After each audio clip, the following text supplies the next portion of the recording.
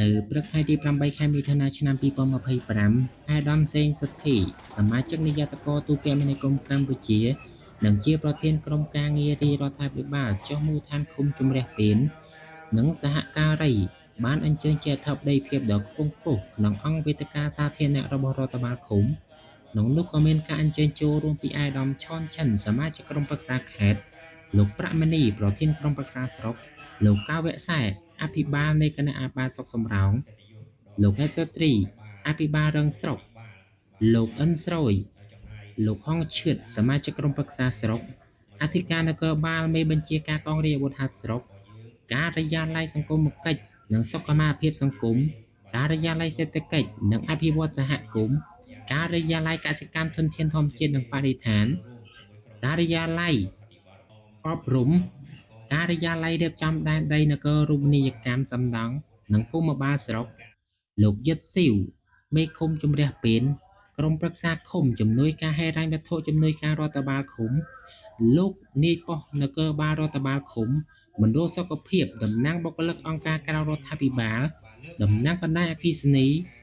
លោកស្រីនាយកនាយិកាអនុវិទ្យាល័យ សាលាបឋមសិក្សាតំណាងគណៈគ្រប់គ្រងសាលានិងប្រជាពលរដ្ឋទាំង19ភូមិព្រះចៅអធិការវត្តទាំង3វត្តលោកស្រីមេភូមិទាំង19ភូមិប្រជាការពារនិងលោកគ្រូអ្នកគ្រូមត្តេយ្យសហគមន៍ទាំង15សាលាសរុបអ្នកចូលរួមមានចំនួន202នាក់នៅក្នុងអង្គវេទិកានោះដែរលោកស្រីគណៈអធិបតីក៏បានទទួលយកនៅបញ្ហាដែលបានលើកឡើងរបស់បងប្អូនប្រជាពលរដ្ឋហើយក៏បានឆ្លើយតបភ្លាមនៅបញ្ហាមួយចំនួនរីឯបញ្ហាប្រឈមមួយចំនួនប្រគល់ជូនរដ្ឋបាលឃុំសម្រាប់រៀបចំអនុវត្តនិងដោះស្រាយវេលានោះដែរលោកអភិបាលនៃគណៈបាលស្រុកសំរោងក៏បានលើកឡើងពីប្រជាការពារឃុំជម្រះពេនដែលមានការស្រោះដៃគ្នាបានល្អធ្វើកិច្ចការងារបានល្អនិងសហការគ្នាបានល្អមិនត្រឹមតែការពារសុវត្ថិភាពសុខសុវត្ថិភាពសន្តិភាពជូនប្រជាពលរដ្ឋនៅពេលប្រជាពលរដ្ឋមានកម្មវិធីបុណ្យទានផ្សេងកន្លែងណាគាត់ជួយការងារបានជាច្រើនត្រង់ចំណុចនេះលោកអភិបាលនៃគណៈបាលស្រុកសំរោងបានលើកឡើងថានេះជាគំរូមួយដែលយើងត្រូវបន្តយកដើម្បីអនុវត្តតាមបណ្ដាឃុំផ្សេងទៀតសូមអរគុណតុលាការនេះបានស្ទើរតែទាំងស្រុងទៅហើយបាទសូមអរគុណចំពោះការយកចិត្តទុកដាក់របស់ក្រុមប្រឹក្សាឃុំរបស់យើងហើយនឹងការរួមចំណែករបស់បងប្អូនប្រជាពលរដ្ឋរបស់យើងដើម្បីនាំគ្នាផ្សះផ្សានៅទម្លាប់ពីធំឲ្យមកតូចហើយពីតូចឲ្យទៅជាអត់មានបាទហើយទី6គឺមានអនាម័យមានសោភ័ណភាពល្អនិងបរិស្ថានបាទចំណុចទាំងនេះដូចនៅក្នុងរបាយការណ៍របស់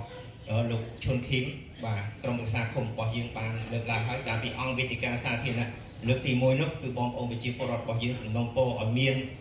ការចូលរួមសម្អាតអនាម័យនិងបរិស្ថានអញ្ចឹងទេក្រុមប្រឹក្សាឃុំរបស់យើងនិងអង្គភាពពាក់ព័ន្ធរបស់រដ្ឋបាលឃុំបានយកចិត្តទុកដាក់ធ្វើការផ្សព្វផ្សាយបានយ៉ាងទូលំទូលាយបាទហើយនេះគឺជាចំណុចមួយនៅក្នុងជាលក្ខណៈមួយនៅក្នុងលក្ខណៈសម្បត្តិទាំង7យ៉ាងនៃភូមិឃុំមានសុវត្ថិភាពរបស់យើងហើយនឹងទី7ចុងក្រោយ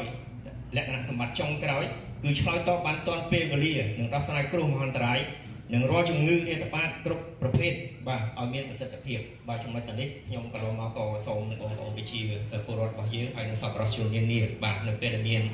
បញ្ហាកើតឡើងនៅក្នុងមូលដ្ឋានរបស់យើងគឺតែងតែមានវត្តមានរបស់លោកអភិបាលស្រុកក៏ដូចជាក្រុមប្រឹក្សាឃុំរបស់យើងរួមនឹងសប្បុរសជននានាបាទបានចូលរួមចំណែកទោះបីតិចក្តីច្រើនក្តីដើម្បីជួយរំលែកដល់ភាពលំបាករបស់បងប្អូនប្រជាពលរដ្ឋនៅក្នុងភូមិរបស់យើងបាទខ្ញុំសូមអរគុណហើយសូមលើកទឹកចិត្តឲ្យបន្តសកម្មភាពនេះតទៅទៀតបាទ